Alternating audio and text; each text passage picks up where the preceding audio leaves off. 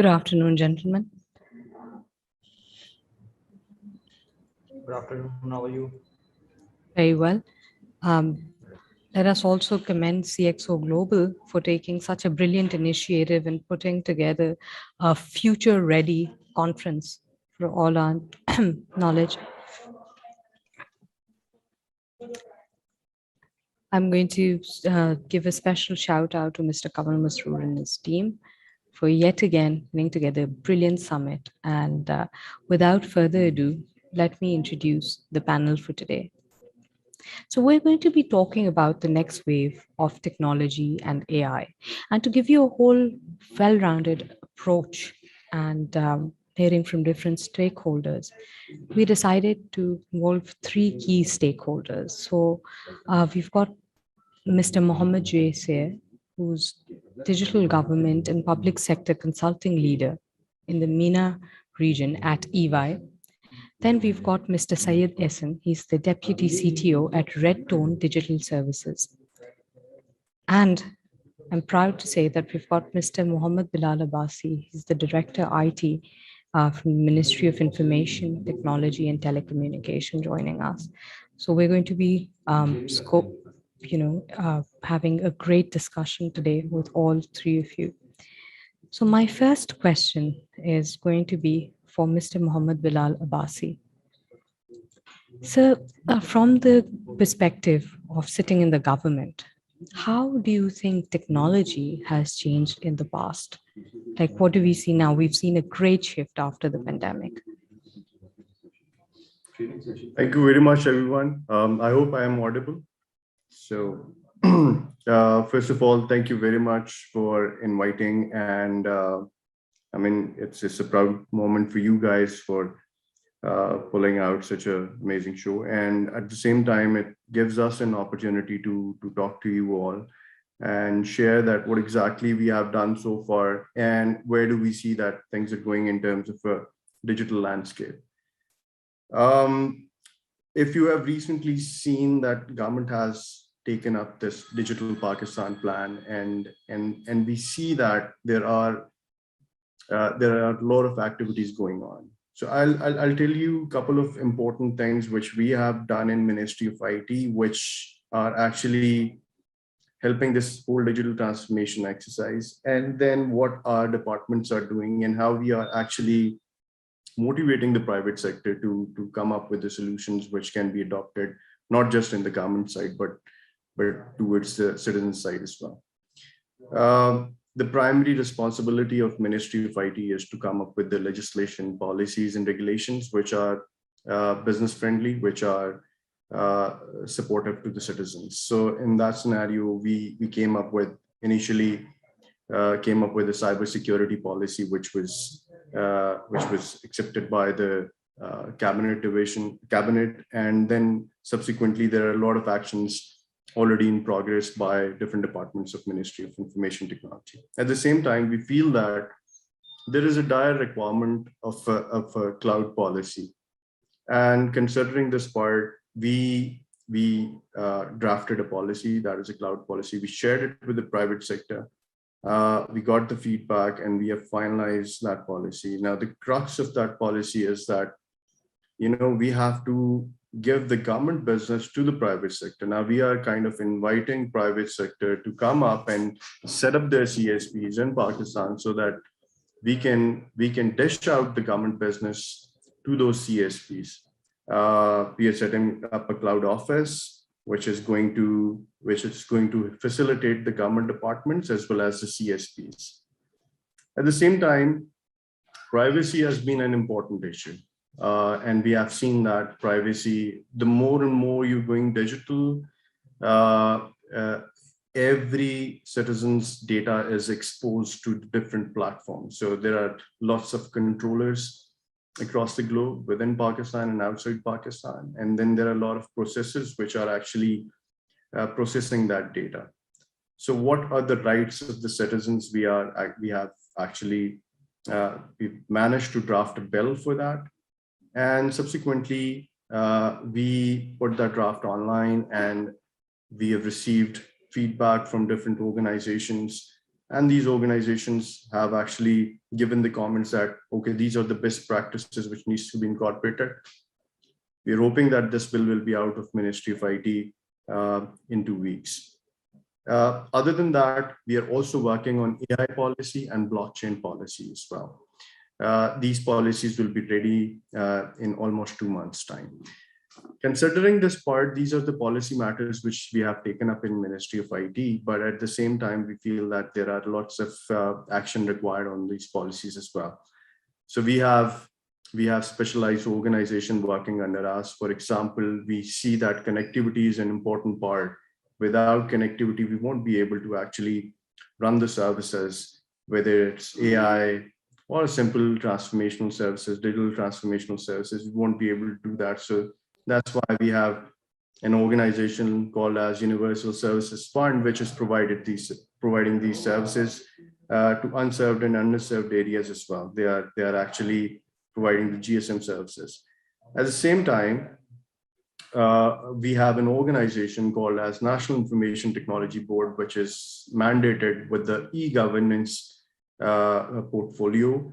They are the one who are actually going to run the projects for G2C, G2B, and G2G services. Currently in pandemic, you have seen that NCOC has done an amazing work. So the whole NCOC engine was basically being executed by National IT Board and one of our department, NTC, National Telecommunication Corporation. At the same time, if you see the Kamyab Jawan program, that has been digitally enabled by NITB as well. We're also working with PPRA to actually finalizing the project that is related to e-procurement. Now, all the government procurement will be done through an online system. That system that has already been awarded to one of a local company, and the project will be in implementation phase in March 2022. At the same time, if you go to the exports, we feel that there is a lot of demand in the region regarding IT services. Now, we have actually facilitated the private sector through our organization called as Pakistan Software Export Board. And we are not only just facilitating in terms of tax credit regime, but also providing the trainings to the employees of organizations. And we have also planning to market and brand Pakistan across the globe. This will not only enable the digital ecosystem in Pakistan, but it will actually give a fair share to the local companies in the international arena as well. All in all, there are a lot of progress which has been made in past 2-3 years in terms of policy, in terms of execution of certain projects. And I'm seeing that, due to these all initiatives, there has been a good momentum which we were able to build up. And I think in collaboration with the private sector, we'll be able to actually accelerate this part. Right. Thank you very much, sir. Now, Mr. Mohammad Sear, what I would like to know is, can we imagine life without technology, and what would the impact be like? We heard about all these amazing projects that the Ministry of IT has been involved in. Can we really imagine life without technology at this point in time?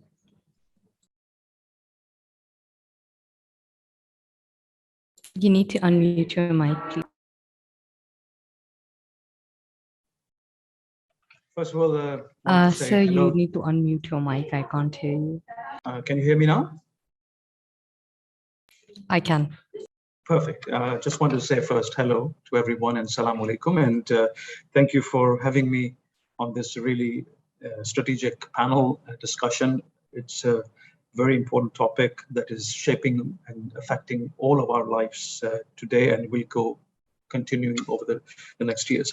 I think one of the, just to answer, before answering specifically your question, just to sort of put let's say a holistic view on the difference between IT strategy and digital strategy, because we often hear these things being talked about, and I think it's important for all of our audiences and us to realize the difference between the two. And I will use a definition from Gartner to bring this to life rather than my own specific definition.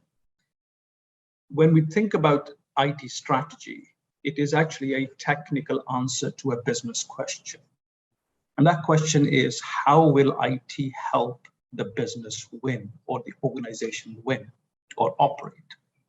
When we think about digital strategy, and this by default has to be different from an IT strategy. And the reason I'm bringing this up is because I see, whilst working with many governments around the world, that actually none of them really have digital strategies. They have IT strategies, which they have really looked to call as digital strategies and is starting to emerge in there, but not really digital strategies. When we talk about digital strategies, this is actually a business answer to a digital question. How should our business or organization evolve to survive and thrive in an increasingly digital world? A different question to be answered altogether. And this comes back to what you were asking about, that when our world around us has become so different, most of the things we do today are starting to happen in the online space. We are starting to do commerce online. Advertising for the first time in history last year, the advertising budget spent online was more than what it was spent offline. And that's a huge change in our lives. Education, health, you name it, all of them are being disrupted and moving towards either online or where technology is starting to be embedded into that. I mean, you were earlier talking about education and how technology is playing a role in that. So for all of us, there is a real shift towards this new world that we're living in. And unless we start thinking of it from a digital strategy perspective, we will continue to stay behind and not really embrace and be able to harness the real power and value that technology is giving to us. So that's why I wanted to bring up in the beginning, as you asked the question, the difference between the two strategies, yeah? And if we think about digital, then it's about reimagining how our world operates. And I'll use a very simple example to bring this to home. Conventionally, take passport. We all know about passport, right? As a product. Conventionally, most organizations that I have interacted with will think about digital transformation as this. We have a passport. We need to do an application process. So how can we digitize that application process? How can we make it online? How can we make it easier to be able to apply for a passport? Or in some countries, it may even go one step beyond and say, because we know your date of birth, we know you had a passport before, and we know the passport is expiring in 3 months or 6 months, I don't even need you to apply for it. I'm going to reach out to you as a government and say, hey, you know, Mohammad, your passport is expiring. Would you like me to send you your new passport? And I say yes, and they say verify these things, and it basically moves forward, and we receive our passport in 7 days. So that's the kind of move you can have. So you talk about the access, so the application. Now you receive the application, the ministry or whoever is responsible for doing the processing of that application may use technology, could be RPA, could be AI, could be any other technology to really enhance the way that application process moves faster and can be very quickly processed. So the processing part, technology could play a role. Then comes the third step, which is now do I need to get the passport to the individual? How can I use technology to really make that seamless as possible? And it calls the courier company, for example, that the passport is ready for collection, pick it up and deliver. So it gets delivered. Now you've seen how technology can be used in all of these things. However, I would ask you to take a step back and say, let's think of truly digital strategy. That will start with actually first answering a very fundamental question. Why does passport exist? You will start to think about the reason for why that product exists. And not many countries around the world are thinking in this way. You will come to the conclusion that actually passport exists to enable travel. And now you can start to think about, okay, in the world that I'm living today, with all the power of different technologies, how can I enable travel? And you very quickly come to the conclusion that passport is a product that has passed its sell-by date. It's obsolete now.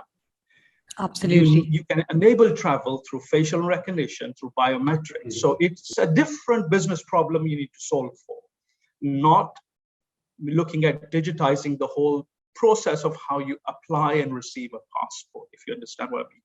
So that's the way we should be thinking about digital, because it really will change the way how we operate as a government. How do we operate as a business? How do we operate as an individual? I'm sorry. Thank you very I took a much bit for that time. refreshing perspective. Yeah. No, it's given us some food for thought. I'm going to ask Mr. Ahsun Abbas. So what do you think has been the technological achievement that was, according to you, the best that had happened in RPA or artificial intelligence or machine learning? Okay, so Assalamu alaikum everyone, and thank you for having me today. Okay, so I think if you talk about the technology that some few prominent technology, I think internet is one of the fundamental things that is actually the missing link between different technologies and connecting the world together. So if you talk about AI, cloud, machine learning, it is all happening because now we have something that is connecting different systems.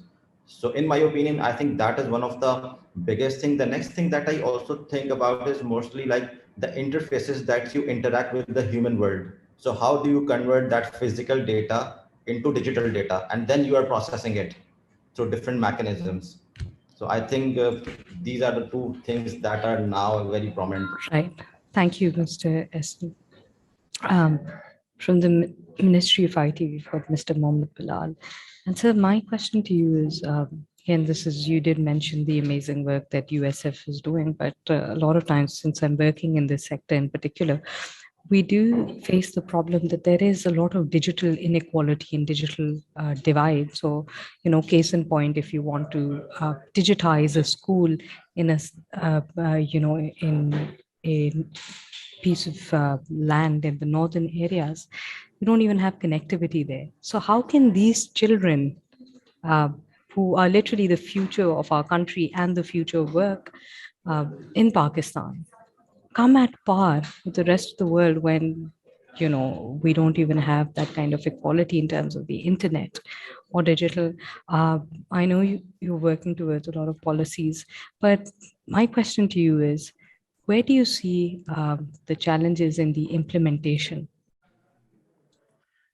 I think it's an important question, and regarding digital divide, we've been talking a lot, not just in Pakistan, but on international forums as well. This has been an issue to bring everybody at par. I think that connectivity is an important part because, as you mentioned, you talked about education. I talk about health as well, because telemedicine or e-health is another chapter which needs to be addressed. Similarly, e-agriculture, e-judiciary, e-police. These are the initiatives which cannot be undertaken in the areas where there is no connectivity. So considering this part, there are certain actions which have been taken by the government. First one, I talked about the USF, that this is one organization which is actually helping us in providing broadband services to the unserved and underserved areas. They are also working on fiberization. There is a project where they have to connect all the union councils through the fiber optic. And the plan is that to the education centers, that means schools and universities and the health centers, they have to bring all of them on this fiber optic connection. At the same time, if you talk about GB and Kashmir, we have a dedicated organization that is called a Special Communication Organization, which is providing telecom services. But at the same time, there have been a lot of complaints, and considering that part, ministry, along with PTA and Frequency Allocation Board, we have auctioned the spectrum for the GB and Kashmir as well. And now the private sector will enter into that part, and they'll start providing services over there as well. I totally agree that at this point of time, during the pandemic, we have seen the situation, but I'll just draw a bit of a comparison here between Pakistan and the neighboring countries. Neighboring countries, there was a challenge that they had technology zones, and most of the connectivities provided by them was at the technology zone. So once that COVID came up, this pandemic came up, they all had to go back to their homes and there was no connectivity. So Pakistan was kind of lucky enough that we were able to provide the connectivity to the remote areas. I won't say that connectivity was good, but there was a connectivity. That's why we were able to not only provide services to the schools and universities. I was myself part of that whole program, but we were also able to enable our industry as well through their IP whitelisting projects and rest of the projects. We were able to provide the services to the international community during the pandemic as well. Right.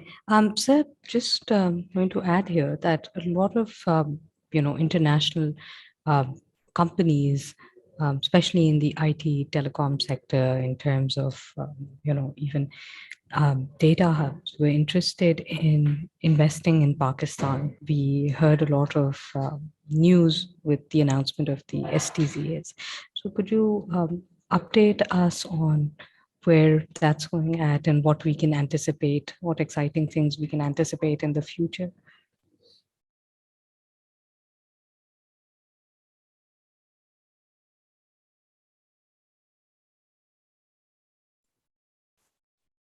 I think Mr. Mohammad Bilal has lost his connection. I'm going to divert the next question to Mr. Mohammad Sear while we wait for Mr. Mohammad Bilal. So, let's talk a little on the lighter note now. So what are going to be some of the most exciting technological advancements that we can think of in Pakistan that we haven't seen yet? What will the future look like, let's say in 2030? I think one of the very interesting and exciting things that I'm seeing, and I'm predicting it will accelerate further, is the whole digital startup ecosystem. We are seeing a huge amount of interesting new ideas come and exploring different digital business models, which is really what's required. And if you think about this area in a little bit of a focused way, you'll see that the more we get startups and entrepreneurs, what I call digital innovators and entrepreneurs, getting interested in this field, the more and more we'll see a improvement in the way we live, work, play, because they will start to explore this very powerful space of digital, how to look at providing digital education, how to look at providing digital health, how to look at providing digital entertainment. So more and more accessibility will come with this. Now, granted, the challenge we have around digital divide and also the connectivity, whether it's because of connectivity, access, or cost of being able to afford that. So the world today still, overall, 50% is not connected. And if we take Pakistan's example, there's a lot of areas to focus on, whether it is giving more access to women to the digital channels, which today is very low. Even mobile penetration rate, when we look and double click and see who actually has the access. It tends to be much more on the male side, but also the urban areas, not the rural areas. So whilst we will be looking to explore these things, I think we will find some very interesting and unique models emerging that can help to bridge this divide between the rural and the urban places. By default, we always get much more benefits in the urban areas, and the rural areas always get left out when it comes to these kind of advancements. So that's what I'm really excited about, and particularly I want to see how AI will play a role. I see the biggest role in the future coming from the exploration of data, and whether that is for building, the models that we need for making AI more mature, more ethical, etc. But also, IoT is going to play a major role going forward in our lives. So whether we are in an urban or a rural area, this is going to be one of the key technologies to look out for. And I would encourage entrepreneurs or digital innovators to start thinking about how they can leverage this technology for the betterment of all of us, whether it's operating of organizations or whether it is running of our streets, or whether it's about, we call about smart cities. The core of smart cities is going to be IoT, AI. Obviously, data is going to be at the center of that. So you've given us a good perspective on what the fifth industrial revolution will look like. Mr. Mohammad Bilal, you've joined us again. Did you hear my question last time around? Can you repeat it, please? Right. So I want you to sum up is what are some of the initiatives that the Ministry of IT is taking to encourage more investment in the digital landscape from international firms, because we heard a lot of news when the STZAs were launched. So what are we doing to encourage more edtech firms, fintech firms, and so on and so forth? So there are multiple initiatives which are actually which will encourage private sector to do investments in Pakistan. So, for example, when you talk about the initiative which we have taken regarding STZA, we are actually providing a zone to the international community where they'll have the tax relief, where they'll have a land developed, and they can come and invest and run their businesses. And the opportunities they have is that they can take back their money, they can get the tax exemptions, and at the same time they'll get the regulatory support in Pakistan, which will provide them ease of doing business. And of course, when all these things will be available to them, it will make them more competitive in the market, because the labor in Pakistan is relatively cheaper than our neighboring countries. So this is one initiative which will encourage the private sector to come and invest in Pakistan. At the same time, if you look at our cloud policy, that cloud policy is again attracting the investors to come and invest in Pakistan, because we are dishing out almost most of the data of the government to the private sector. So that means there is a good business case for the private sector to come and invest in Pakistan in CSP's cloud services. At the same time, if you look at our privacy bill, there are a lot of opportunities to the social media companies, because right now it is always difficult to talk to them and ask them to come and kind of invest in Pakistan. So that's why this bill will kind of help them to not only come and invest in Pakistan, but also to protect the rights of the citizens of Pakistan. So these are the multiple initiatives which we have taken up. Recently, you have seen that there is an exponential growth in IT exports. Pakistan has seen a 47.4% growth last year. And this year, the trends are encouraging numbers indeed. Yeah. So if you see that we are targeting around 70% growth this year. And this can only be possible when we'll have a good collaboration with the international firms.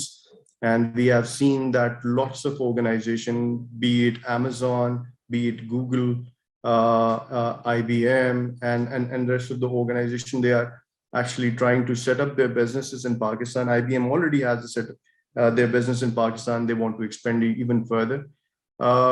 So the regulatory regimes, we have eased them up for the private sector.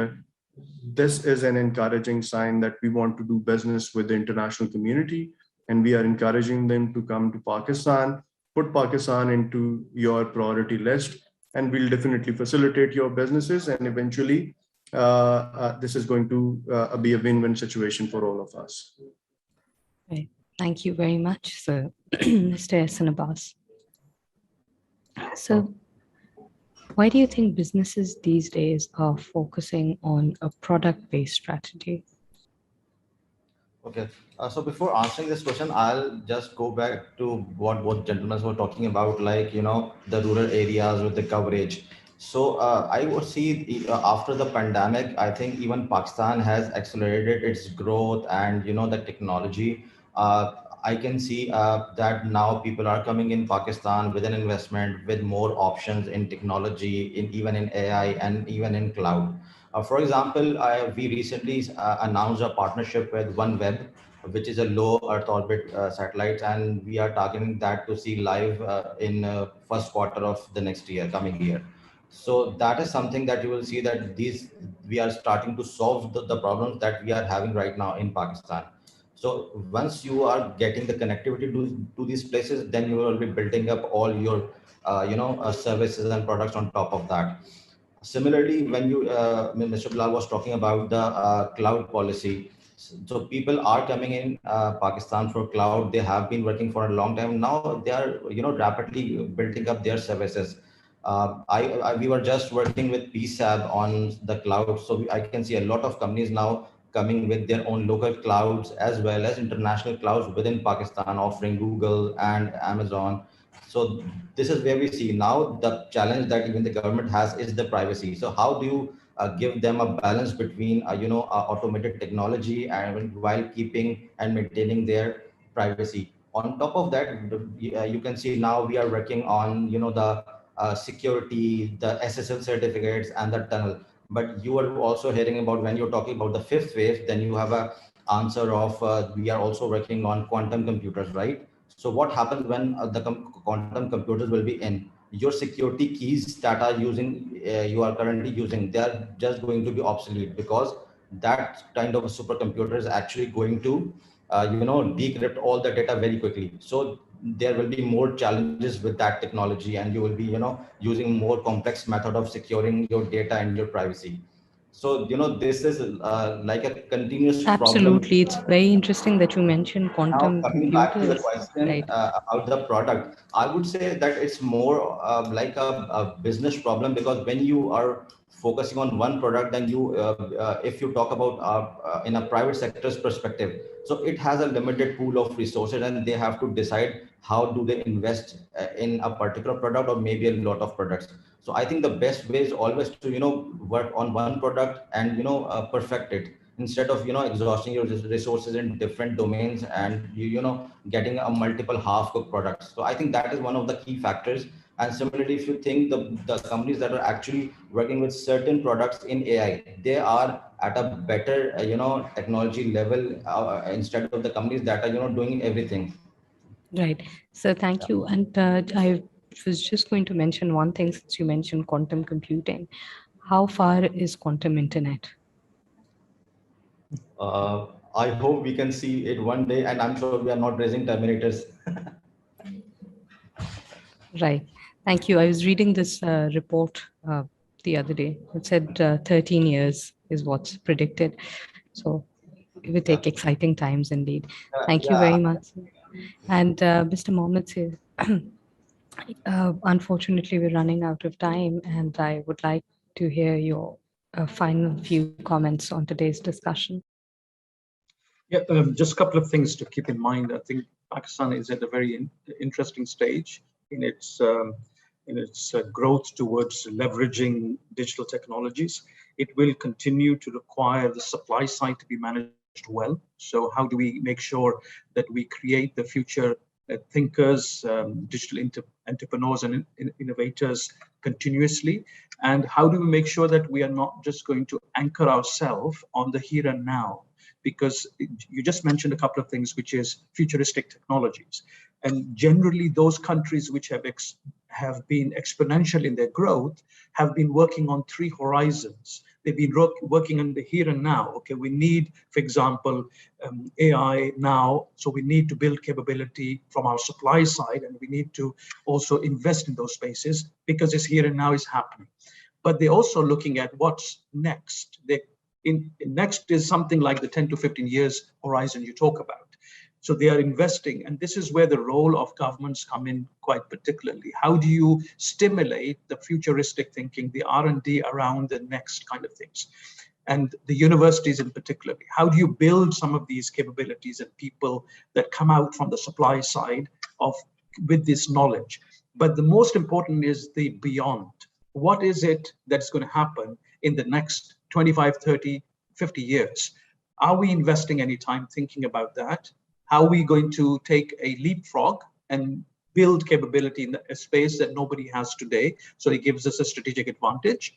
That's the kind of thing that we should be thinking about as companies and particularly as governments. How do we create the environment that it does, yes, support the today and give much more startups opportunities or entrepreneurs or digital innovators, but how do we go to the next and beyond so that we can shift, particularly Pakistan, from what I call a commoditized model of innovation. So we do very little innovation. We are much more commoditized. The world is requiring a demand. Okay, we can fulfill that demand because we have one of the biggest tech engineering populations in the world. But how can we move from this kind of just producers of things, coders of things, towards innovators? That requires a much, much different way of thinking and strategizing, moving towards organizations that create the enabling environment for the futuristic technologies. We all know that there's going to be disruption in every potential industry. Should we not be thinking about how we can be the disruptor rather than the one who is being disrupted? Brilliant words, sir. Thank you very much, Mr. Mohammad Bilal. So I'll completely agree to what Mohammad said. You know, there are two important aspects which needs to be catered for. One, that if you're transforming government organizations, then I think basic technologies are simple enough to be implemented, and you can see the digital transformation. But at the same time, is this all which we want? I think we need it beyond that. So if you look at our startup ecosystem, we have from the government side invested a lot into that, and we are running those startup ecosystem in collaboration with the private sector. And the idea is exactly what Mohammad has said, that, you know, the futuristic technologies needs to be tapped. In every field, you see that knowledge layer is very thin. We need to expand that. If you look at agriculture or judiciary, or even our manufacturing, knowledge layer is very small. You need to expand it. And by expanding, you need to bring the disruption into it. And that's where these startups, these fresh ideas, these new ideas will jump in. And that's why we support them. We encourage them. We invest in those ideas. We have a dedicated organization that is called as Ignite. And the purpose of that organization is to actually provide the seed funding to these new ideas, provide the seed funding to the startup ecosystem, and we want to come up. We want to invest in the research and R&D. We are also encouraging the private sector to set up their R&D centers in Pakistan, and the purpose is that we have a youth. You see, Pakistan is a population which is around 70% of its population is below 35 years of age. And it's a huge potential. And if we look at these numbers, and if we can use these people, We are producing around 30,000 graduates, IT graduates every year. If we can use these graduates into that startup ecosystem, we see that there is a lot of potential. They can come up with lots of ideas, lots of technology interventions, which can be not only beneficial to Pakistan, but the rest of the community, international community as well.